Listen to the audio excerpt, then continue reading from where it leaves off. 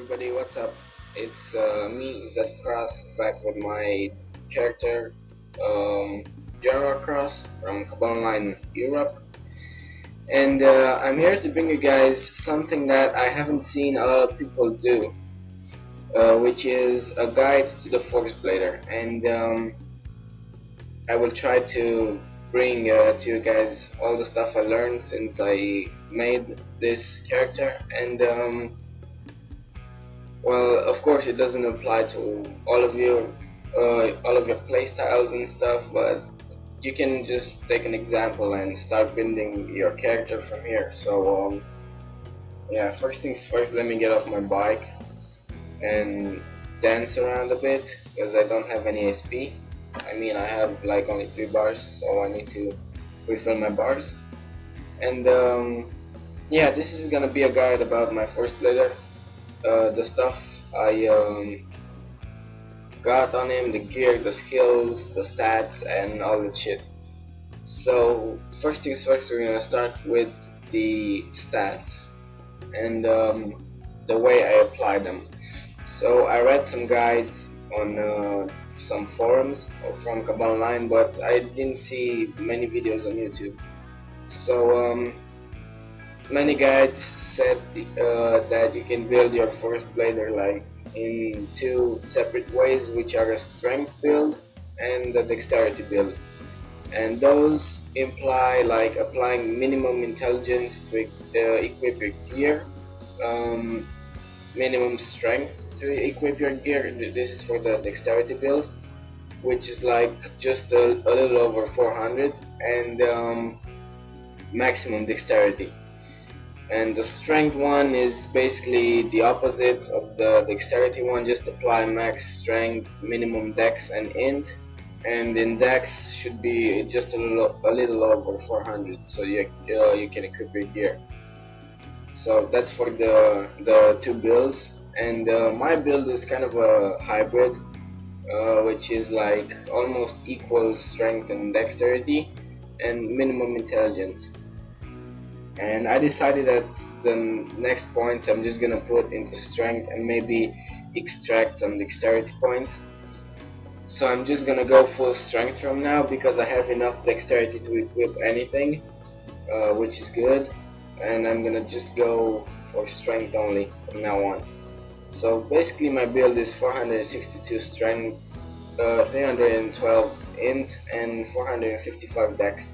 And as you can see, my stats are really cool. I got like almost 1.7k attack, almost 1.6k defense, 52 rate, 140 damage, 42 sword amp, 280 damage reduce, 248 accuracy, 132 penetration, 8% minimum damage, of course, only 2% HP absorb up, but that is going to be fixed by those things here, which give me HP absorb for harder dungeons. My HP and mana points absorb limit up right here. 3% resist rate, 7% resist damage, 6% stun, 5% resist down, 5% knockback, 1% unmovable, and 8% skill amp.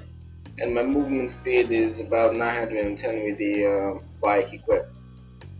So this is for my stats, and also a lot of attack rate and defense rate. And we're just gonna get into that as soon as possible. Next, for gear, I'm just gonna split this in like 2 parts: the stats and the gear, and the last one, the skills. So here we're going into the second part with the gear. Basically, on your sword, blade or katana, whatever, crystal or orb, and helmet, you just want full damage. And yeah, I'm not the richest man on Cabal Online, so I only got like a 26 damage helmet, but it gives like great defense, and 20 damage of critical weapons, which give a lot of attack, so that compensates for the loss of critical damage. Next up, you want to get an Amulet of Pain to increase your max critical rate, give you also some defense and some critical damage. For rings, if you have the money, you can buy like critical rings +2, which will give, like in my case, will give like 15% more damage. And you should be able to compensate your loss of rate by using those three, and having like a ring of luck +2 or the mega hep ring, which also gives 15% rate, so it should cover the loss of rate. And I have like 52 rate only with this over here. So yeah, the next thing that gives rate is the blade that you're using, which gives 20%.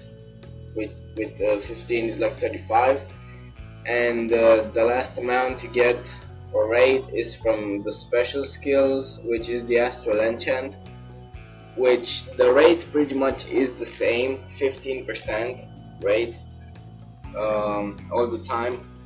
The only thing that differs with the astral enchant is the attack and critical damage.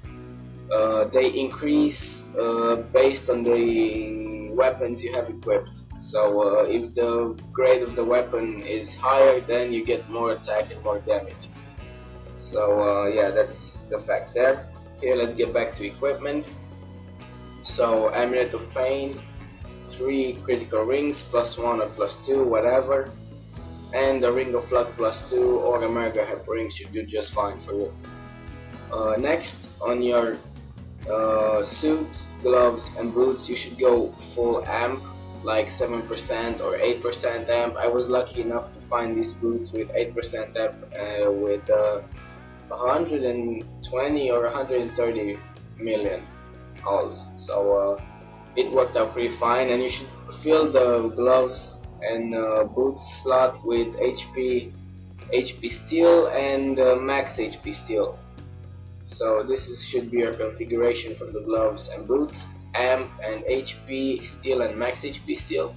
And for your suit, it should just be, maybe if you're lucky enough to get a random scroll there with max critical rate, should be fine.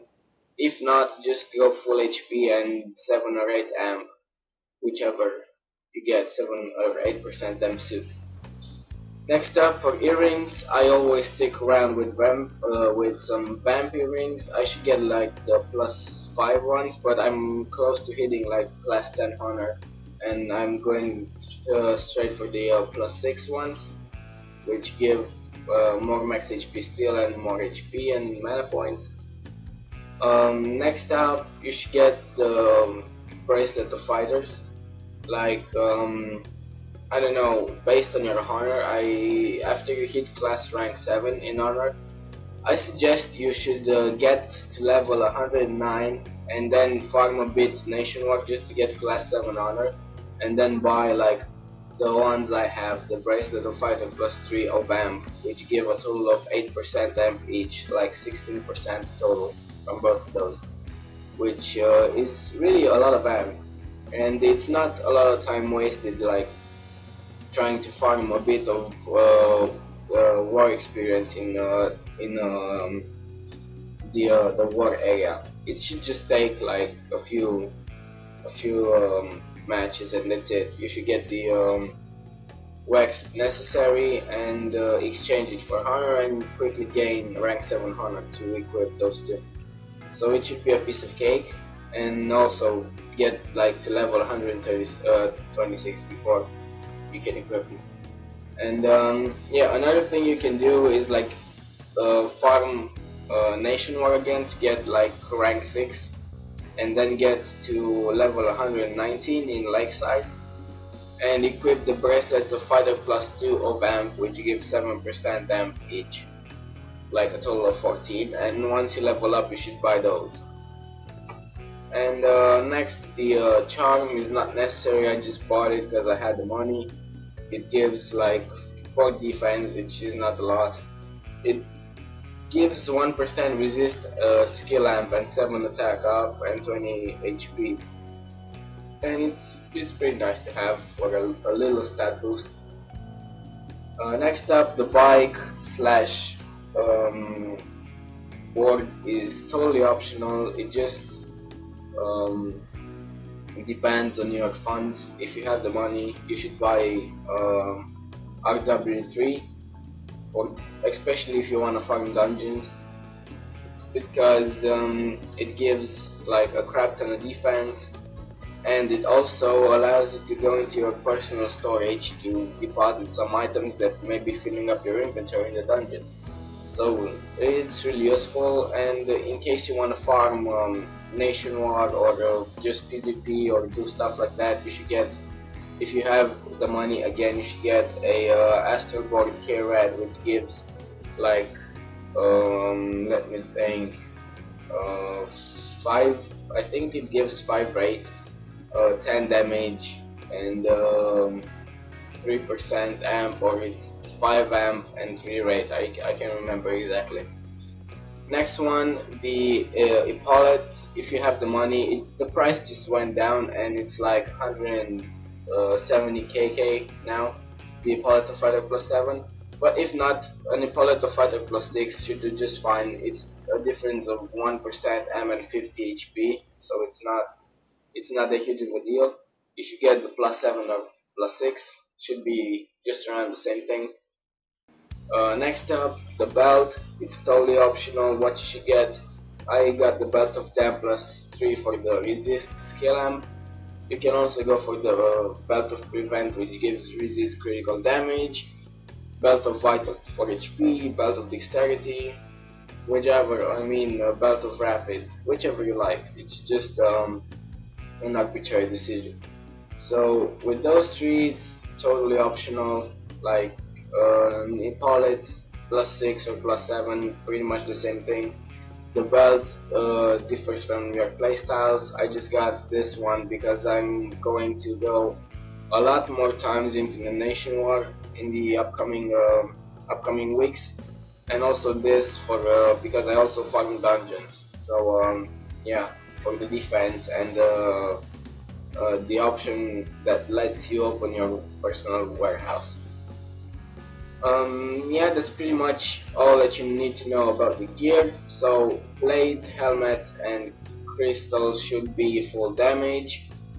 Gloves, suit, and boots should be full amp, and HP in suit, HP steel on gloves, and max HP steel in boots. Rings, I covered it. Ring of luck plus 2 or mega hub ring should do just fine, and 3 critical rings plus 1 or plus 2, and an amulet of pain plus 5 if you can afford it. I mean, it's not that huge of a deal to buy one. It's pretty cheap now. Next one, the charm is optional. Bracelets, it all depends on your honor and level, so you should farm a bit nationwide to get class 7 honor maybe, and then level up so you can equip them. And earrings, the vamp ones, should do just fine. And that's pretty much it. And next up, we're having to go over the skills. So first, the attack skills. The skills that you should always have are the Trance one, the Quake Cataclysm and Seal of Damnation, Assassinate, and Infernal Impact are gonna be your most hard-hitting attacks.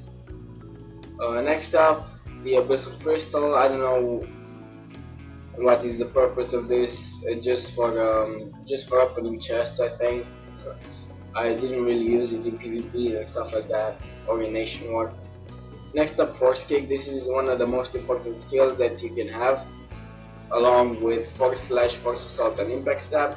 So you can build a pretty fast PvP combo, which you can see right here. I got Force Assault and Force Kick switched. I had the Force Kick and then Assault, but then I switched them up because of the back connection. When I used Force Kick first, my combo always breaks, and I switched them up, so I have Force Assault first, then Kick, then Force Slash, Impact Stab, Seal of Damnation, Impact Stab again for damage per second, Assassinate, and Quake Cataclysm for a finisher. And that's pretty much it for a PvP combo. I also made a video on it, so it's up there on YouTube. You should go watch it. And yeah, my PvE bar is just the Transcender skills, the Completer, and the G Master skill, and also the Abyssal Crystal to open chests and stuff.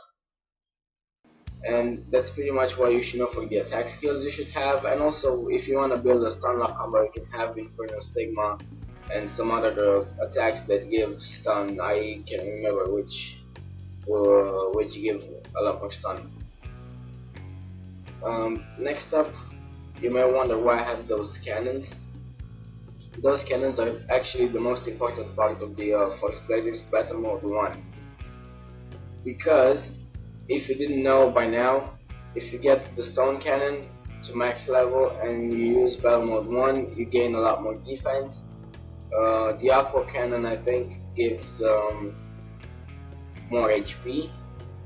The Wind Cannon gives more HP and I think HP regen, if I'm not mistaken. The Wind Cannon gives, I think, attack and defense rate, and the Lightning Cannon, I can't remember what gives, I think attack or some critical rate and damage, I don't know.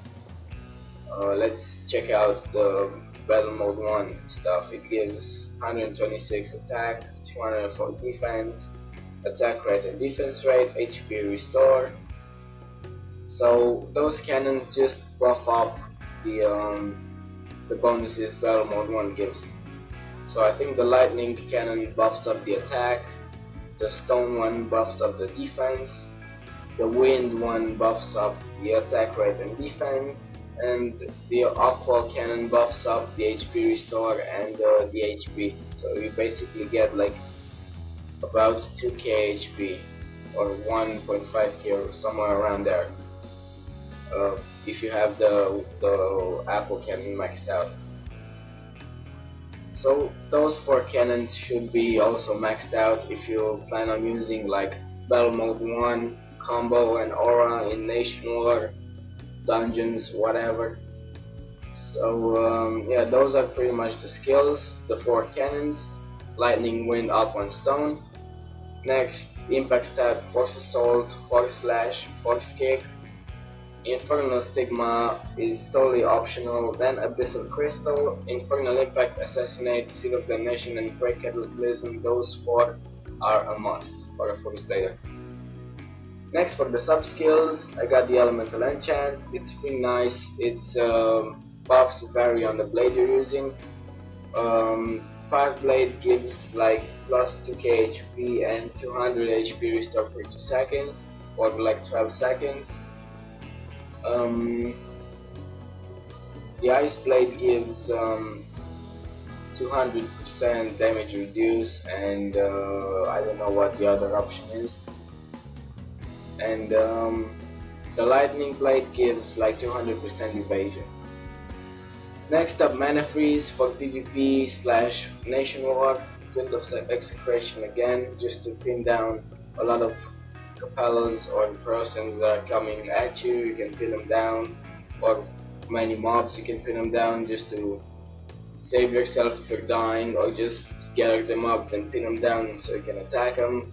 Next up, Art of Curse. Also, its first debuff varies from sword to sword. If you have 5 blade on, it has minus 20% defense. If you have Ice Blade on, it's minus 300 attack. And for the Lightning Blade, I don't know what gives, because I didn't find myself using Lightning Blade at all, so I just deleted it for some more skill points that I can add into Elemental Enchant. Next, those 5 should be your default debuffs: Hard Luck, Enervation, Execration, Darkness, and Lower Defense. I like Darkness for reducing attack distance, so you can use this to lure mobs or bosses, like in Illusion Castle Radiant Hall. You can use this on the Neo Fury and Fire to lure into the first room and spawn a lot of fire traps and make it XP there. So lower defense, as it says, it lowers the defense of a target. Execration pins down only one target for 20 seconds.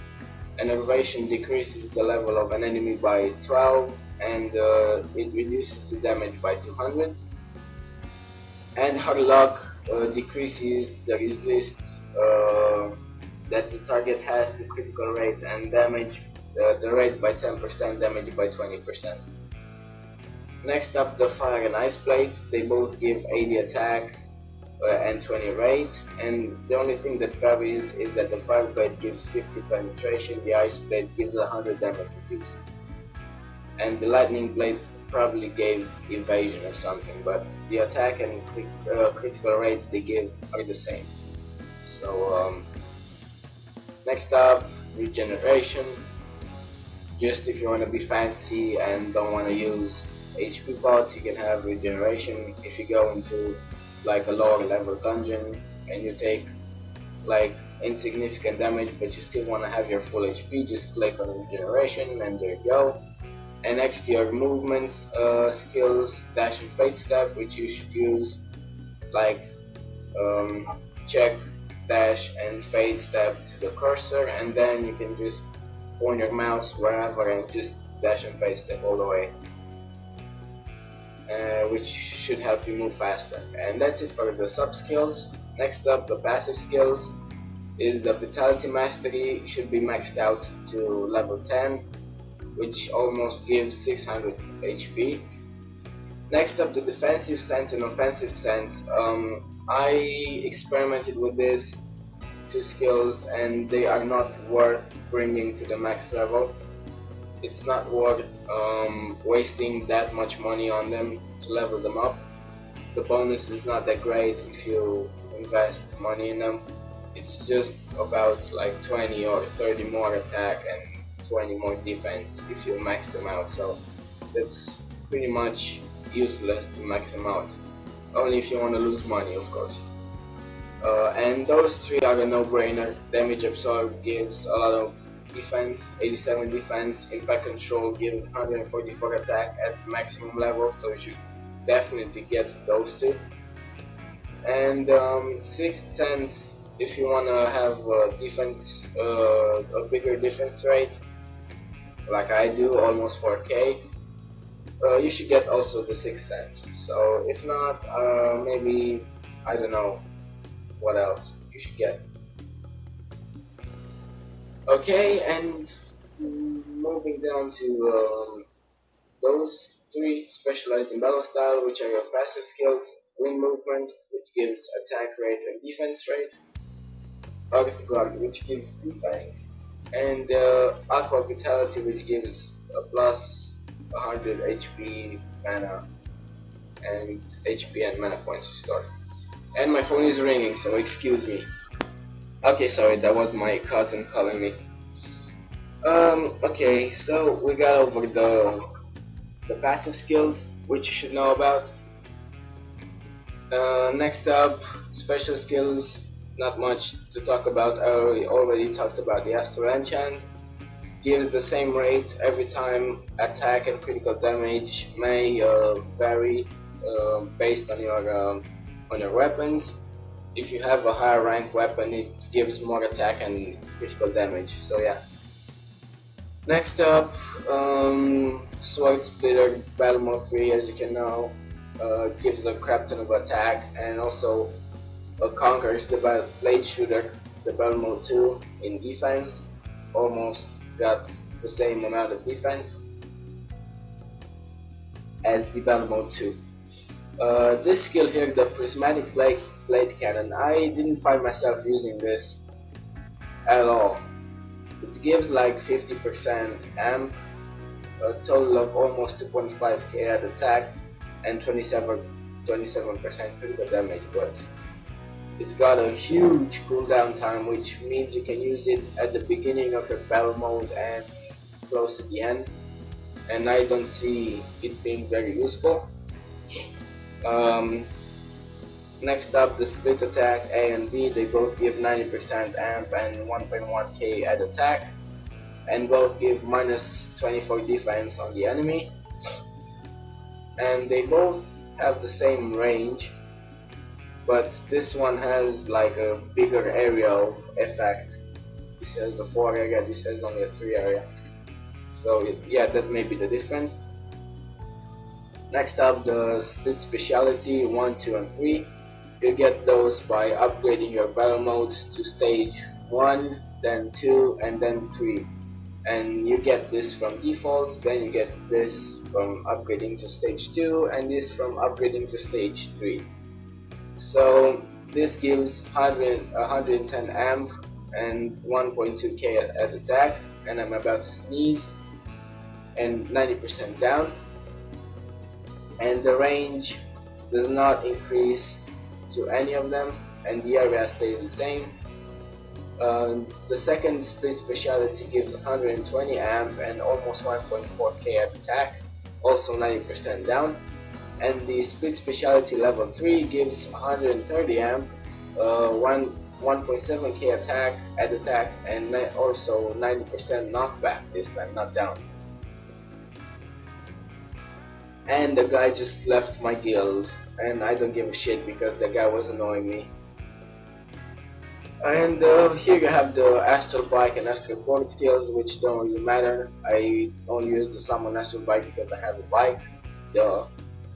And next up, oh, I almost forgot to talk about the aura. The aura is pretty much the same for every aura mode. There is lightning aura, the ice aura, aqua aura, stone one, and wind one. They're basically the same. They give the same attack, they give the same defense, the same magic attack for magic users, I guess. Same attack rate, same defense rate, same damage and rate. So it's just a thing of looks. And I love some lightning aura on myself when I'm also using battle mode 3. So yeah, that is pretty much it. Talked about stats, talked about equipment, talked about skills. So I hope you guys have a pretty good idea of what a Force Blader is about. Basically damage, amp, and also you should try and get him a bit tanky to do some dungeons, of course, so you can solo them.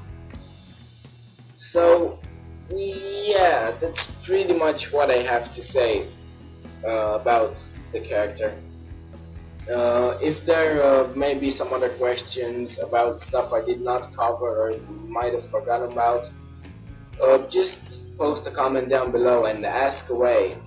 And if I don't know the answer, I'm gonna document myself, maybe wait, that was a stupid word to say. I would do some research and try and answer your questions. There you go, much better.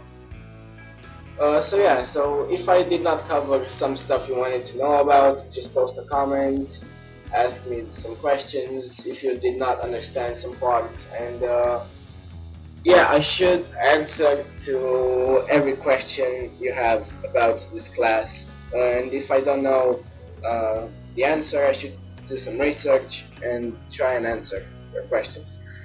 So this is pretty much it about the Force Blader. Hope you guys enjoyed and got a basic idea about the class, and I hope you can make your Force Blader a bona fide badass. So yeah, thank you for watching, hope you enjoyed, and see you all in the next videos, I guess, that I'm gonna make. Until then, take care, bye bye.